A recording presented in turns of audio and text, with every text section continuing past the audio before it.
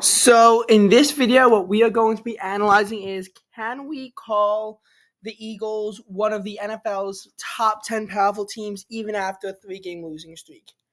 Tom Gladys said he didn't, and I opposed that on a basis that, well, we had Jalen Hurts being ill when he played, and that's probably what caused him to lose given how close it was. But looking more into it, there's reason to believe why us Eagles might not be able to really be called one of the most powerful teams, which is going to definitely harm us as we make our way through the playoff push. And what this video is going to focus on is point differential. Because despite being 10-4, what could be called the Eagles being one of the NFL's weakest teams is their point differential being just plus 18. That's tied for third worst of a team that it has 10 wins at 14 games, so through week 15. Tied for the third worst. And the Vikings last year were just so much worse with that. They had a negative differential.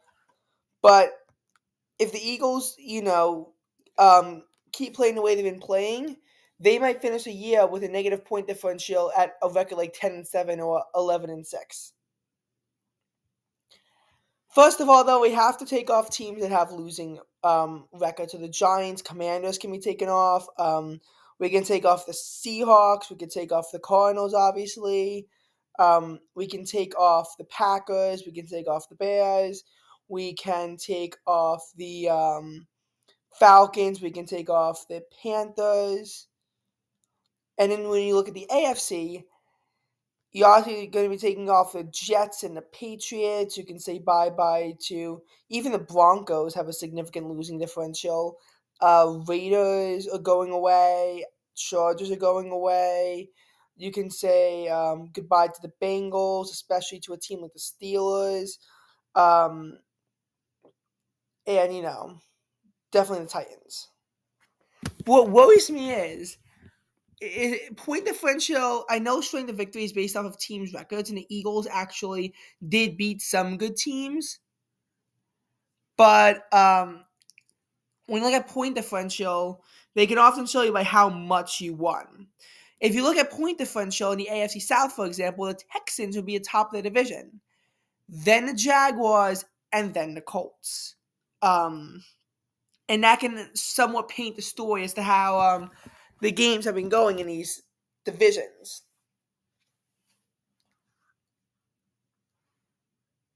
So that's one thing to look at. And I feel like if you're going to attack the Eagles for their playoff hopes as to a reason why they might lose very early on in the playoffs, potentially in the wild card round, or for a reason that that they shouldn't be in the top 10 most powerful teams, honestly, I would just go for the point differential. And I'm not very pleased by it either. When you look at point differential, it definitely involves a lot of math to be involved. So when you look at the top seed, the 49ers, you can see that they have a point differential of plus 191. That's the best in the NFL. That is the NFL's best. And when you look at the second seed, which as of now is currently the Cowboys, 431 to 264, that is going to still be a good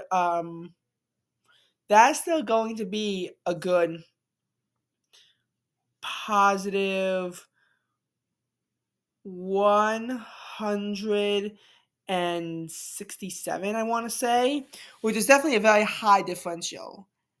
You look at a team like the Lions, who are the third seed, and then you get a positive 51 differential. I know the Buccaneers are technically in the 4th seed, but they really don't have the 4th best record. They'd be like borderline playoff team if not for the fact they're winning the division, which even then is in contention. And they only have a plus 6 differential. But what scares me is that in the NFC South, at least, it's the Falcons. They pretty much blew their chances of winning the division, but the Saints are still in it. Now, as far as schedule goes, it's difficult to say who has the hardest schedule. But the Saints, when you look at the differential, they have a differential of positive 42. Buccaneers is positive 6. Speaking of which, when you look at the Saints' final games, they play the Rams, Bucks, and Falcons. Bucks get to finish off the season by playing Jaguars, Saints, Panthers. So, who do I think is winning that division? I honestly don't know. Jaguars and Bucks are playing at home, and I think that could be a a big cause of contention with this streak. But again, I truly just don't know at this point. Now the first of all, the Seahawks win is the reason why the Eagles haven't clinched the 5 seed yet. I think where we are, the worst we can do is the 6 seed, but based on how the ties are break in the division first, that might actually preclude the Seahawks if the Rams also win out. I think that in that case it would go to the Eagles. So the Eagles, we have the Seahawks. If the Rams, and the Seahawks hold deadlock, which would involve the Eagles losing out and those teams winning out. But things are not looking good in Philadelphia right now. And if the Eagles lose out and the Seahawks win out, if the Rams lose a single game, the Seahawks are 5, the Eagles are 6. Besides that, though, I think the Eagles are guaranteed to at least get the 5 seed, but we might not be able to do better. But when you look at it on the point differential, it paints a much different story. Because when you look at the differential, first of all, the Seahawks are negative 35 in their point differential. So call the Eagles frauds, the Seahawks are worse. But the Rams are plus 17. Still worse than the Eagles. Still worse. They still are worse than the Eagles, but 1 point. And they have 3 fewer wins than them. That speaks something. And as a matter of fact, when you look at the point differential, the 49ers are the best team in the NFL, at least in the NFC. The Cowboys are second. Again, these teams have over 100 differentials. The next best team is going to be the Lions. And then it's going to be the Saints. Again, positive 42 differential here. Then it's the Vikings at plus 23. The Vikings at this time last year were 11-3. And they, I believe, were either negatives or barely in the positives. Worse than the Eagles. But they have fewer wins, but they actually have a positive differential, which paints a different story for them. So you now have the Vikings, who have the 5th highest differential. The Eagles do still come in 6th place, and the Rams would get 7th under this, but it is not comforting. Look at the AFC now. You have the first place Dolphins. Their differential is massive. It's plus 147. The Bills' differential, they might only be 8-6. Their differential is massive. They have a positive to 125 differential. And yet they're still not even in a playoff spot. The Chiefs, their differential is certainly better than the Eagles. They are at a positive 74 differential for points. The Ravens are certainly squishing the Eagles at a plus 159 differential. The Browns are plus 20. That's another case of a potential fraud. Again, only positive 20 at 9-5. Obviously not as bad as the Eagles, but when you think fraud alert, look out for the Browns. But Jaguars, again, they're plus 6. The Colts are plus 1, and yet they have the playoff spots the Texans don't. Texans are plus 19 now. And as far as the Bengals go, they might be in a playoff spot. They also have a negative differential of -4. So all in all, the Eagles actually aren't too bad. But for such a team that should be so respected, because you look at it, in week 1, they barely beat the Patriots. Then they barely beat the Vikings when the Vikings were bad. Buccaneers, they could beat by 2 scores. The Commanders took them to OT, which I guess they were good and just somewhat good to start the season. They beat the Rams, but it was still a bit gutsy. They lost the Jets somehow, although thankfully only by 1 score. We beat the Dolphins by 2 scores with probably a lot of ref help. Commanders we only beat by 1 score, and we trailed them at halftime. And then we had our three big deficits that we overcame: Cowboys, Eagles, and Bills. But between these games, it wasn't a lot. We got squished by the 49ers and Cowboys and then the Seahawks. The Seahawks, again, I will contribute to Jalen Hurts being injured, but it's not exactly a very comforting story. I should have confidence that we're going to beat the Giants. I think that we'll win. But I see a very strong possibility that we lose on Christmas to the Giants, and then the Giants pull off a miracle here. And from there, we're pretty much dead. Because the very thin ice that we still have somewhat control by destiny in the division. It's not really that we control our own destiny, it's just the Cowboys don't control their own destiny. All relies on this. The Cardinals we can only afford to lose to if the Cowboys fail to beat the Miami Dolphins. If we lose to the Giants, even once, the Cowboys don't have to lose to the Commanders. If we lose to the Cardinals and the Cowboys lose to the Commanders, that would help us too. But notice how it's not the most likely result. And the Cardinals have beaten the Cowboys. And look at the Cowboys now. They're a lot more powerful than us. Looking at the NFL power rankings, I found something that even specifies how the Eagles are in trouble. So Fox Sports is going to put them at 6, which is, again, a 2-point deduction.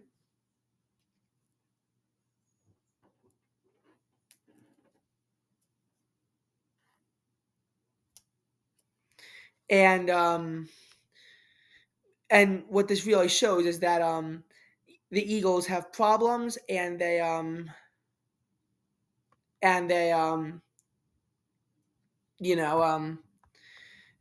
it really seems they can't even solve what they're doing.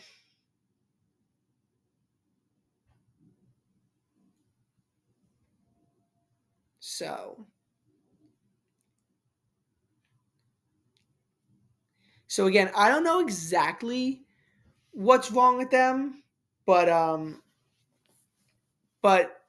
pretty much now, when you look at it, it's hard to tell who they're going to play, in the playoffs. But now there's a very real chance they get out in the first round. At first, I thought that they would have a bye and that they would be making the Super Bowl, or at least the NFC Championship.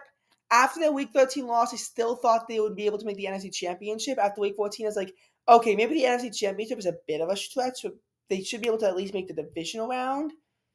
Now I'm not even so they'll make the division round. They clinched the playoffs. They did. But if they're facing the Buccaneers at home, are they going to be able to beat them?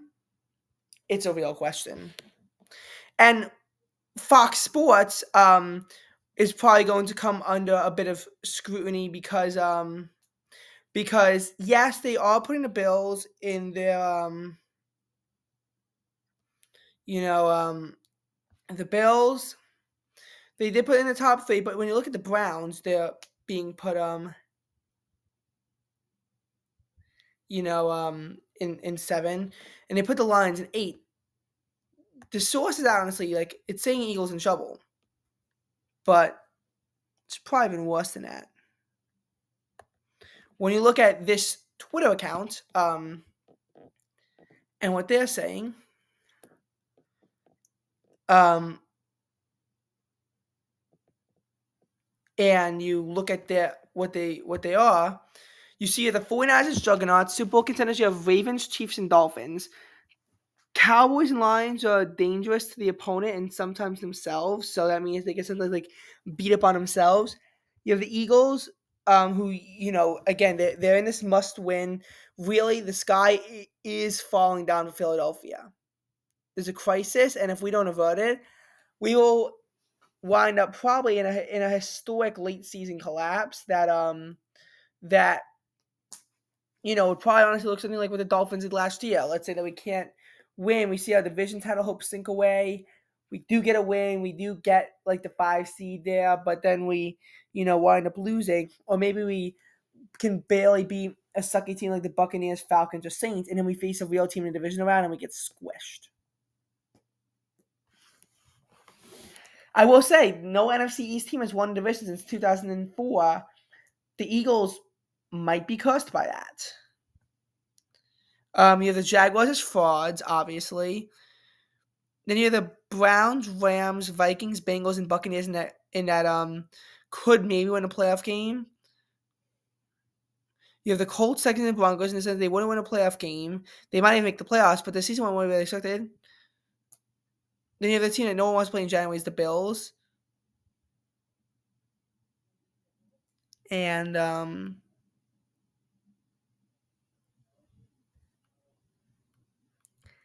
yeah.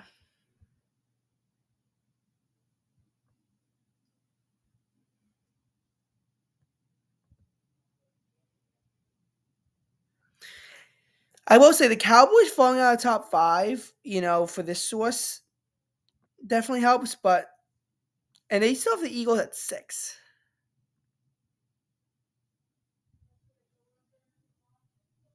But I don't know. Personally, I do think that Tom Grassi was being a little bit too harsh to the Eagles by not putting them in their top 10. Also, I will say Tom Grassi is noting for having a huge bias towards the Houston Texans, even though he's not actually a Texans fan. The Texans are not one of the most powerful teams. Look at the Texans game. And they, went to overtime against Titans, and they almost tied. Go to this YouTube video. I instead wanted to show you the scoring summary, and you'll see that as time expired in OT, if that 54-yard field goal had missed, it would have tied. Texans would be at a 7-6-1 record, and the first tie of the NFL season would have occurred. Now I will say that that the Eagles really should have won that game, but then you also have to look at it. You lose a game that you really should have won, and the consequence of that usually comes down to be is that you lose a must-win game in the playoffs when it, really matters the most.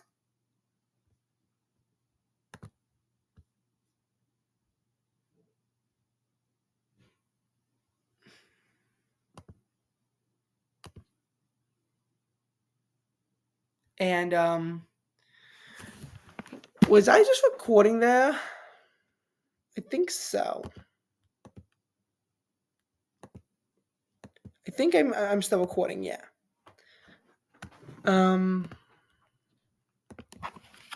Yeah, I should still be recording. So, this is gonna take you back to the playoffs like last year with the Chargers and how they infamously choked to the Jaguars. Now, again, it's a crisis in Philadelphia. I do feel like in the end we'll be able to pull out of it better than the other teams can. But honestly, at this point, a loss to the Giants would not totally stun me at this point. Honestly, if the Giants didn't get beaten by the Saints by 3 scores yesterday and say they got a big win over the Saints, I think everyone would have launched the prediction that the Giants would beat the Eagles.